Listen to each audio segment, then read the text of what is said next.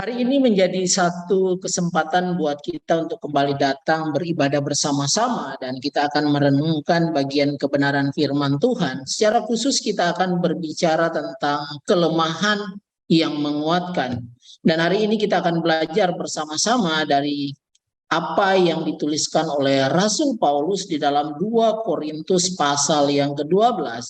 2 Korintus pasal yang ke-12 ayat yang ke-8 sampai ayat yang ke-10 akan menjadi perenungan kita di siang hari ini.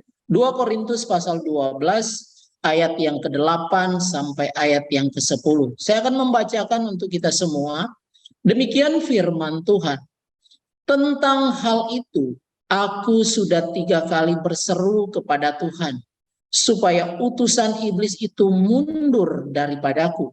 Tetapi jawab Tuhan kepadaku, cukuplah kasih karuniaku bagimu, sebab justru dalam kelemahanlah kuasaku menjadi sempurna. Sebab itu terlebih aku suka, aku bermegah atas kelemahanku, supaya kuasa Kristus turun menaungi aku. Karena itu aku senang dan rela di dalam kelemahan, di dalam siksaan, di dalam kesukaran, di dalam penganiayaan dan kesesakan, oleh karena Kristus. Sebab jika aku lemah, maka aku kuat. Demikian juga pembacaan firman Tuhan, dan yang berbahagia setiap kita yang terus merenungkan firman Tuhan dan berusaha untuk terus melakukannya di dalam kehidupan kita. Waktu kita membaca bagian kebenaran firman Tuhan dan secara khusus hari ini kita berbicara tentang kelemahan yang menguatkan, maka kalau kita mau jujur di dalam kehidupan kita, ketika berbicara tentang kelemahan yang menguatkan itu, maka seperti apa sebenarnya yang kita bisa harapkan? Seperti apa sebenarnya yang mau diungkapkan di dalam kehidupan kita? Maka dari sini kita bisa belajar bersama-sama bahwa setiap kali kita berbicara tentang kelemahan, maka sering kita selalu menerjemahkan itu sebagai ketidakberdayaan kita. Berbicara kelemahan seringkali membuat kita tak mampu berbuat apa-apa. Kemudian ketika kita berbicara kelemahan, maka itu memberikan satu pengertian tentang situasi atau keadaan di mana kita sendiri tidak kuat, atau suatu keadaan di mana kita sendiri tidak punya tenaga. Kita punya kemauan, tetapi tak ada tenaga untuk mendorong. Kita punya keinginan untuk beribadah, tetapi tidak ada semangat juang untuk datang beribadah. Maka itu menjadi bagian-bagian kelemahan yang hadir di dalam kehidupan kita. Keadaan yang tidak tegas, sesuatu yang harusnya disampaikan, tetapi kita menunda untuk menyampaikan hal itu. Seringkali kita masuk di dalam bagian-bagian ini. Maka di sini kita bisa mengatakan bahwa ketika berbicara tentang kelemahan, itu berbicara tentang bagaimana tidak berfungsi maksimal, tidak berfungsi dengan baik. Maka kelemahan pada umumnya tidak disukai. Siapa yang menyukai kelemahan? Dan siapa yang bisa menolak kelemahan? Kelemahan pada umumnya tidak disukai. Maka di sini ketika kelemahan itu ada di dalam diri setiap kita, maka kita akan berusaha untuk menghindari kelemahan itu. Tetapi di sisi lain juga kita akan berusaha untuk bagaimana kita bisa menjadi kuat dalam menghadapi kelemahan-kelemahan yang terjadi. Maka di sini kita ketika membaca bagian kebenaran firman Tuhan di dalam 2 Korintus tadi, di dalam satu permohonan pergumulan seorang Paulus, maka dikatakan 3 kali Paulus meminta tolong pada Tuhan. 3 kali dia berdoa memohon belas kasihan Tuhan. 3 kali dia meminta supaya Tuhan menunjukkan kasih-Nya melalui apa yang menjadi pergumulan dia. Duri dalam daging, utusan iblis, maka dikatakan menggocok aku. Kalau kita membaca di dalam 2 Korintus ini, maka kita menemukan berbicara tentang duri dalam daging yang diutus di dalam kehidupan seorang Paulus, yang menggocok aku, yang menggerogoti dirinya. Maka itu dapat diartikan seperti pukulan, seperti pukulan tinju yang sangat keras. Maka kalau kita nonton petinju, ketika dia memukul dengan begitu keras, bukan hanya penantangnya yang dipukul itu merasakan sakit, tetapi kadang dia menjadi tidak sadar diri karena betapa kerasnya pukulan itu. Dan situasi itu terjadi di dalam diri seorang Paulus, di mana dia merasakan sebuah hantaman, suatu sodokan yang keras yang begitu menyakitkan. Sehingga dalam situasi ini kita melihat seorang Paulus, dia datang memohon berkali-kali kepada Tuhan supaya dia bisa lepas dari apa yang sedang dia alami. Di sisi lain ada yang menerjemahkan itu sebagai satu penyakit yang sedang dia derita. Tetapi intinya satu hal yang begitu menyakitkan yang ada di dalam diri dia, supaya membuat dia sadar diri, supaya dia tidak meninggikan diri. Itu kata Alkitab. Tetapi di sini kita menemukan apa yang menjadi jawaban Tuhan dari permohonan seorang Paulus. Justru dikatakan Tuhan mengatakan, Paulus, cukup kasih karuniaku bagimu. Artinya apa? Artinya kita menemukan bahwa Tuhan tidak menjawab apa yang menjadi permohonan Paulus. Kok tiga kali Paulus meminta pertolongan Tuhan saat itu dikatakan Tuhan tidak menjawab. Kemudian apa? Tetapi Tuhan memberitahukan sesuatu yang berbeda di dalam kehidupan Paulus. Apa yang disampaikan Tuhan kepada Paulus pada waktu itu? Maka kita menemukan dikatakan bahwa dalam kelemahanlah kuasaku menjadi sempurna. Ini menjadi satu bagian ungkapan yang begitu dalam ketika Tuhan menyampaikan dalam kelemahan kuasaku menjadi sempurna. Maka kalau kita mundur di dalam perjanjian lama, kita membaca di dalam 1 Samuel pasal yang ke-17, maka kita menemukan sebuah situasi kehidupan orang Filistin pada waktu itu yang siap berperang melawan orang Israel. Apa yang terjadi? Ribuan tentara saling berhadapan, antara orang Filistin berhadapan dengan orang Israel. Tetapi yang terjadi adalah orang Israel, Raja Saul, menjadi cemas dan ketakutan.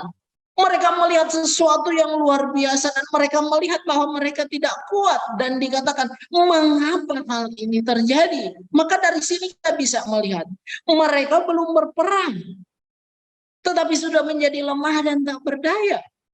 Kemudian dikatakan di mana kekuatan mereka? Bukankah mereka adalah umat Tuhan? Di mana kuasa Tuhan saat itu? Sehingga mereka menjadi ketakutan, menjadi takut menghadapi situasi pada waktu itu. Kemudian, bukankah Tuhan menyertai mereka?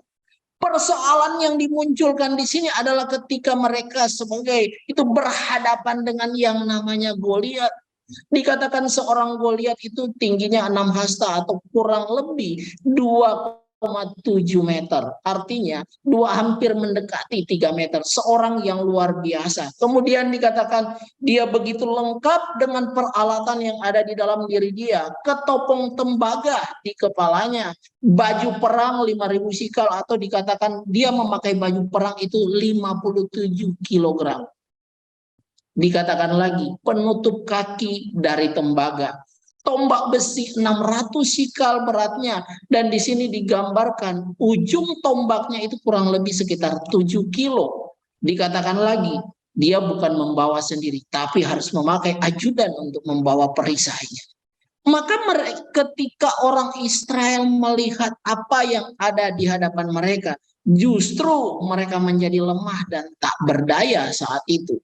Nah, di sisi lain, di dalam pergumulan seorang Paulus dikatakan bagaimana ketika aku diberi suatu duri di dalam daging, yaitu seorang utusan iblis. Dikatakan seorang utusan iblis yang menggocok aku supaya aku jangan meninggikan diri. Maka sesuatu yang ada, yang terjadi, yang diperhadapkan, yang diizinkan Tuhan, itu adalah satu hal untuk apa?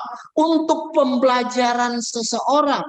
Ujian dan penderitaan yang diberikan, yang diizinkan Tuhan terjadi di dalam hidup kita, bertujuan untuk apa? Maka di sini kita melihat bahwa supaya kita bisa mengalami Kristus sebagai kasih karunia dan kekuatan, maka dikatakan karena itu walaupun seorang rasul yang memohon kepada Tuhan, maka dikatakan dia Tuhan tidak menyingkirkan duri dari rasul itu, memberikan satu gambaran permohonan yang terus diulang oleh seorang yang bernamanya Paulus justru tidak mendapatkan jawaban daripada Tuhan, tetapi diberikan satu hal kepada Paulus, bukankah cukup kasih karuniaku padaku? Maka ini menjadi satu pergumulan kita bersama ketika kita melihat bagian ini. Ketika tantangan hadir di dalam diri setiap orang, maka apakah itu membuat kita menjadi lemah? Masalah, tantangan hidup kita, apakah membuat kita menjadi lemah? Maka sini kita bisa melihat secara umum orang akan berkata ya, secara umum masalah akan menjadi sumber kelemahan kita. Persis seperti orang Israel ketika mereka berada di depan mereka adalah laut Teberau, maka itu menjadi masalah yang besar bagi mereka dan itu menjadi sumber kelemahan mereka karena mereka tidak bisa lagi menjadi kuat. Karena apa? Selesai sudah hidup mereka. Tantangan sudah ada di depan, hambatan ada di depan, mereka tidak bisa lari kemana-mana, dan mereka di dalam kejaran musuh. Dan dikatakan masalah justru menghancurkan hidup kita. Maka dalam situasi seperti ini, mereka tidak lagi melihat tentang siapa Tuhan dalam hidup mereka. Mereka tidak lagi melihat bagaimana Tuhan menyertai mereka. Ketakutan menghancurkan kehidupan mereka karena masalah yang besar ada di depan mereka. Maka secara umum, orang akan menjadi lemah ketika berhadapan dengan persoalan kehidupan. Di sisi yang lain, secara khusus, apakah masalah itu akan membuat kita menjadi lemah? Ternyata tidak. Ternyata tidak seperti itu. Masalah itu adalah hal yang biasa. Masalah adalah sesuatu yang terjadi bagi kita. Maka bagi Daud, ketika melihat Goliat itu masalah yang biasa. Tidak ada hebatnya. Mengapa Daud melihat Goliat itu bukan masalah yang melemahkan dia? Mengapa dia melihat Goliat yang begitu luar biasa tetapi tidak membuat dia menjadi kalut? Karena Daud meyakini dia dan orang Israel bersama dengan Tuhan. Maka ini yang menjadi proses di dalam diri seorang Daud. Sejauh mana dia mengenal Tuhannya. Sejauh mana dia tahu tentang Tuhannya. Persis yang dialami juga oleh Paulus. Sejauh mana dia mengenal Tuhannya. Dan seperti apa dia menjalani kehidupan di dalam pengertiannya dia tentang Tuhan. Maka Daud percaya Tuhannya jauh lebih hebat dari Goliat. Dan di sini kita bisa menemukan di dalam cerita bagian ini betapa mudahnya bagi Goliat untuk menakuti orang Israel.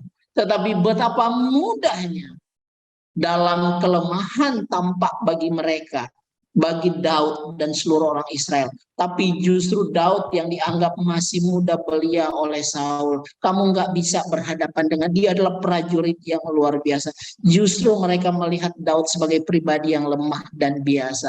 Bahkan dia dihina oleh Goliat. Tetapi justru kehadiran Daud yang dipandang enteng oleh saudara-saudaranya dan orang Israel, bahkan Raja Saul itu sendiri, justru sesuatu yang luar biasa, kekuatan yang luar biasa yang ditunjukkan. Tetapi apakah Daud hebat waktu itu? Tapi Daud berkata, karena engkau menantang barisan Tuhanku, maka aku dengan Tuhanku, bagaimana Tuhan menyerahkan engkau Goliat ke dalam tangan kami. Maka kita melihat pengenalan pribadi kita yang belajar, yang hidup di dalam keberimanan, yang mengenal Tuhan.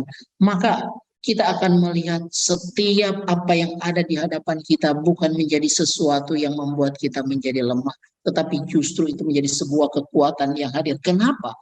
Karena itulah yang sesungguhnya yang terjadi. Maka masalah adalah nada-nada rendah, nada tinggi yang justru akan menghasilkan suara yang indah ketika dijalani, dimainkan dengan baik. Persoalannya kita memainkan hidup seperti itu atau tidak. Atau ketika kita diperhadapkan dengan situasi-situasi yang kadang membuat kita lemah, kita menjadi justru hancur, tak bisa berbuat apa-apa. Maka dari sini kita bisa melihat, sebab itu lebih suka aku bermegah atas kelemahanku, supaya kuasa Kristus turun menaungi aku. Maka ungkapan ini yang disampaikan oleh Rasul Paulus, inilah yang menjadi rahasia kelemahan yang menguatkan.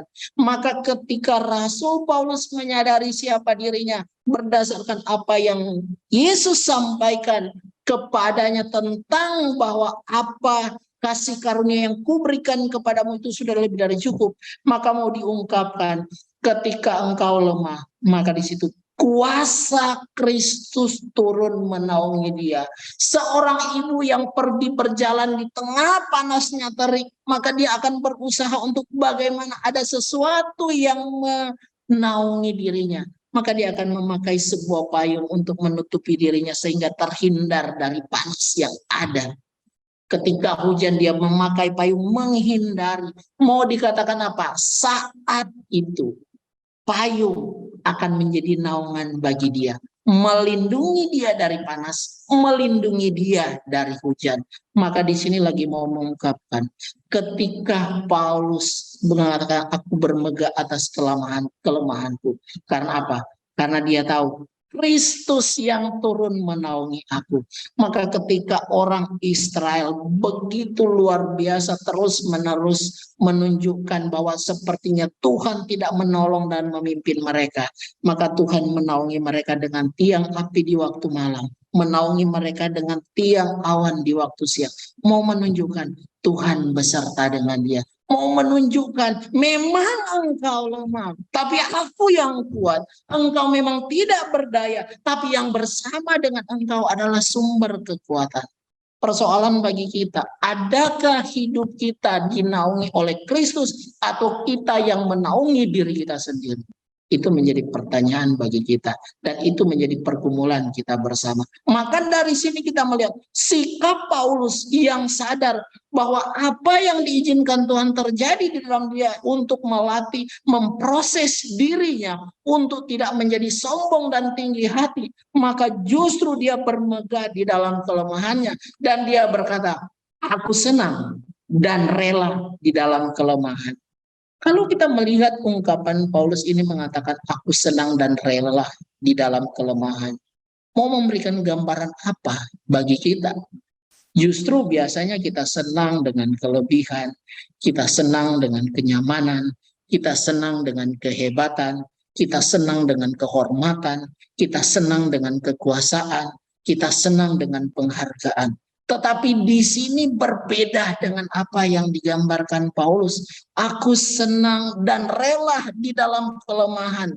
Dan dia menambahkan, di dalam siksaan, di dalam kesukaran, di dalam penganiayaan dan kesesakan oleh karena Kristus. Maka di sini memberikan satu gambaran yang jelas. Dia senang dan rela berada di dalam kelemahan karena dia dinaungi oleh Kristus yang adalah kekuatan itu. Maka apapun yang terjadi di dalam hidup dia tidak membuat dia mundur, tetapi dia tetap maju. Kenapa? Karena dia tahu dia lemah, tapi Tuhan yang menguatkan bagi dia. Maka tidak ada apa, dia nggak bermegah karena kehebatan dia. Dia nggak bermegah karena dulunya dia pernah dihormati dan dihargai. Justru dia bermegah karena Kristus yang menaungi hidupnya.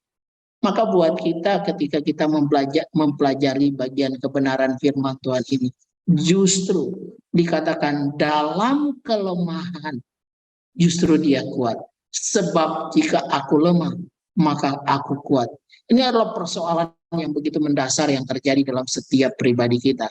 Tetapi ketika Paulus sampai kepada puncak pemahaman pengenalan dia akan Tuhan, maka dia tahu seperti apa menempatkan dirinya di hadapan Tuhan. Maka kita yang menjalani hidup kita saat ini, apa sebenarnya yang menjadi kelemahan kita?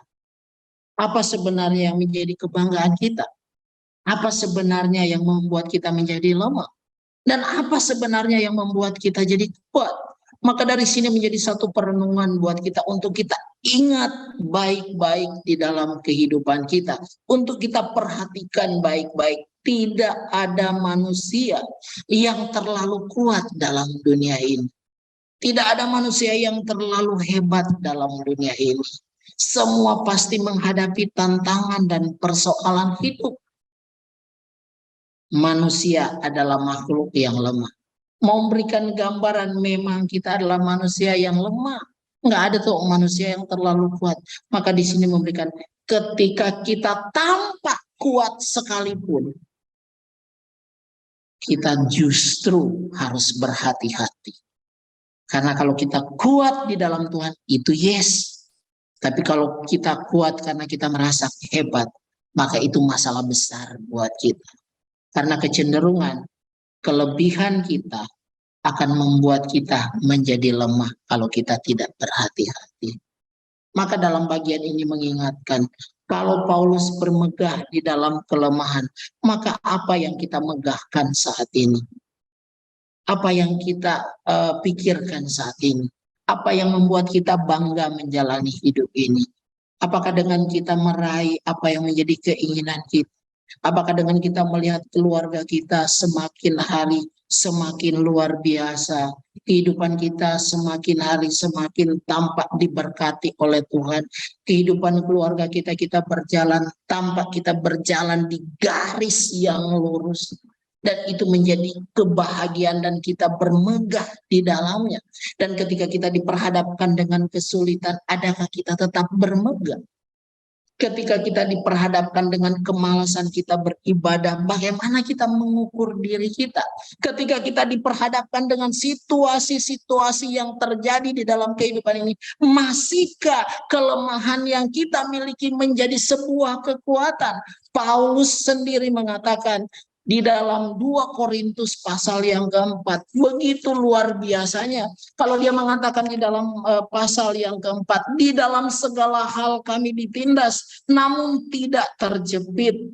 Kami habis akal, namun tidak putus asa. Kami dianiaya, namun tidak ditinggalkan sendirian. Kami dihempaskan, namun tidak binasa. Memberikan satu gambaran bahwa ketika Kristus menaungi kehidupan Rasul Paulus, maka apa yang menjadi penderitaan dia tidak akan membuat dia menjadi lemah. Yes, mungkin secara fisik dia menjadi lemah, tetapi secara pengharapan, secara iman dia justru dia semakin kuat di sana. Artinya, jangan sampai masalah justru membuat kita lemah. Tetapi biarlah persoalan kehidupan yang terjadi dalam kehidupan kita menjadikan kita kuat. Karena apa? Kita mengenal Tuhan. Banyak orang nggak mampu bermegah lagi di dalam kelemahannya. Banyak orang nggak mampu bermegah di dalam keseharian kehidupannya. Kenapa? Karena dia melihat persoalan hidup terlalu besar di dalam kehidupan keluarganya, bahkan di dalam kehidupan pribadinya. Maka orang-orang yang seperti ini sedang menempatkan dirinya di dalam naungan kekuatannya. Orang-orang yang seperti ini sedang membawa hidupnya kepada apa yang dia pahami berdasarkan kekuatan kemampuan dirinya. Dia tak mampu melihat sebuah kekuatan yang luar biasa yang hadir di dalam diri dia ketika dia berserah dan bersandar kepada Tuhan. Daud menunjukkan dia berjalan, dia tahu dia bersama dengan Tuhan. Maka masalah dia anggap hal yang biasa. Dan Paulus yang biasa berhadapan dengan persoalan hidup, dia justru juga diperhadapkan dengan hal yang begitu menyakitkan bagi dirinya. Dan dia memohon kepada Tuhan, dan Tuhan tidak menjawab, tapi Tuhan memberikan kepastian bahwa kuasa-Ku nyata di hadapan ketika engkau lemah. Artinya ketika engkau terus-menerus berharap kepada Tuhan, ketika engkau menempatkan dirimu tidak ada arti apa-apa di hadapan Tuhan, ketika kita terus merendahkan diri di hadapan Tuhan, maka itulah yang menjadi kekuatan kita. Maka dari sini kita bisa belajar bersama-sama sejauh mana belasan puluhan tahun kita mengikut Tuhan. Dan seberapa banyak kelemahan kita menjadi kekuatan. Atau justru kelemahan kita, kekuatan kita justru menjadi batu sandungan bagi orang lain. Jangan sampai itu terjadi. Tetapi mari kita melihat sisi dan nilai kebenaran firman Tuhan yang begitu luar biasa. Dan ini bukan hal yang mudah. Hanya orang-orang yang serius menjalani kehidupan keberimanannya di hadapan Tuhan yang akan melihat kelemahannya akan menjadi sebuah kekuatan. Maka dari sini, sebab jika kita lemah, maka kita kuat. Artinya, ketika kita menempatkan diri di hadapan Tuhan sebagai manusia yang terus membutuhkan pertolongan Tuhan, maka di situ kita kuat. Masalah persoalan kehidupan silih berganti, tampak membuat kita tak berdaya di sana, tapi kita tetap kuat menghadapi setiap persoalan hidup itu. Dan itu terjadi ketika Kristus menaungi setiap pribadi kita. Maka buat kita ibu-ibu pada hari ini, saya membaca dari kutipan buku renungan dan tulisan dari kaum Puritan. Kalau ibu-ibu ingin mendapatkan buku ini, silakan tanyakan kepada Pak Pendeta Gelen. Dan kebetulan buku itu adalah pemberian dari beliau kepada saya dan sangat-sangat memberkati ketika membaca buku itu. Terima kasih buat Pak Gelen yang sudah memberikan buku, renungan, dan tulisan dari kaum Puritan. Ada salah satu halaman menuliskan seperti ini. Jika ia berbicara Tuhan, jika ia menghendaki kita kaya dan berkelimpahan, maka ia akan dipermuliakan di dalam kelimpahan kita. Dalam tulisan itu lagi menunjukkan, kalau Tuhan menghendaki kita seperti ini, maka Tuhan dipermuliakan di dalam kelimpahan kita. Tetapi persoalan yang terjadi seringkali, kekayaan, kelimpahan justru menjadi sumber kelemahan kita. Dan bukan nama Tuhan yang dimuliakan. Jadi jangan sampai kelebihan kita justru menjadi kelemahan kita. Tapi kita harus membalik sebuah fakta berdasarkan kebenaran. Bahwa apa yang mungkin menjadi kelemahan kita saat ini, biar itu kita tunjukkan, kita hidup di dalam memuliakan nama Tuhan. Kemudian yang kedua dikatakan seperti ini. Jika ia menghendaki kita miskin, hina, dan lemah, maka ia akan dipermuliakan oleh kerja keras kita. Jadi jangan sampai kita menghina diri kita, jangan sampai kita menghina kelemahan kita, dan kita melakukan hal yang salah tanpa kita bekerja keras. Jadi jangan sampai kelemahan-kelemahan ini justru membuat kita tidak mempermuliakan nama Tuhan. Kemudian di berikutnya dikatakan, jika berarti jika Tuhan menghendaki kita sakit, maka Tuhan atau maka ia akan dipermuliakan di dalam kesakitan kita. Satu bagian yang dituliskan oleh Rasul Paulus yang kita barusan bacakan tadi, di mana begitu sakitnya yang dia alami, dia biasa didera, dia biasa tidak makan, dia biasa masuk penjara, dia biasa disusah. Tetapi dalam bagian ini ketika ada duri dalam daging, dia memohon belas kasihan Tuhan. Itu sebagai bukti sesuatu yang berat yang dia sedang alami. Tetapi di sakitnya, akhirnya Tuhan yang dimuliakan. Ini menjadi satu hal yang menarik bagi kita. Dan menjadi sebuah pergumulan bagi kita ketika kita menjalani kehidupan kita. Dan dikatakan di bagian berikutnya bahwa jika ia menghendaki kita hidup, maka ia akan dipermuliakan dalam masa hidup kita. Maka selama kita menjalani kehidupan kita sebagai manusia yang lemah, biarlah Tuhan tetap dimuliakan. Jangan sampai kita sebagai manusia yang lemah dan kita hidup memalukan di hadapan Tuhan dengan gaya hidup, baik perkataan kita, baik sikap kita, tindakan kita, justru merusak diri dan merusak hidupku di hadapan Tuhan. Kemudian dia katakan lagi, jika ia menghendaki kita mati, maka dikatakan, kalaupun kita mati, maka ia dipermuliakan dalam kematian kita. Maka enggak heran Ketika Rasul Paulus di dalam kehidupannya yang menjalani kehidupan di dalam pengenalan akan Tuhan dan terus bertumbuh di dalam pengenalan akan Tuhan, sehingga ia mengatakan di dalam kitab Roma seperti ini, jika ia menghendaki kita hidup, biarlah dia terus dipermuliakan dalam hidup kita, dan jika ia menghendaki kita mati, maka biarlah ia dipermuliakan dalam kematian kita. Bukankah ini menjadi harapan dan mimpi kita bersama? Maka dari sini mari kita melihat bahwa kelemahan yang menguatkan lagi mau mengungkapkan bahwa lemah secara manusia lama, tapi kita kuat dalam naungan Kristus. Pertanyaan buat kita, masihkah kita hidup dalam naungan Kristus? Masihkah kita hidup dalam naungan Kristus? Sekiranya iya, maka kelemahan kita akan selalu menguatkan. Karena apa? Tuhan yang beserta dengan kita. Amin untuk kebenaran firman Tuhan. Biarlah firman Tuhan terus menolong dan memimpin kita untuk menjadi pribadi-pribadi yang terus menjalani kehidupan ini di dalam naungan Tuhan sendiri.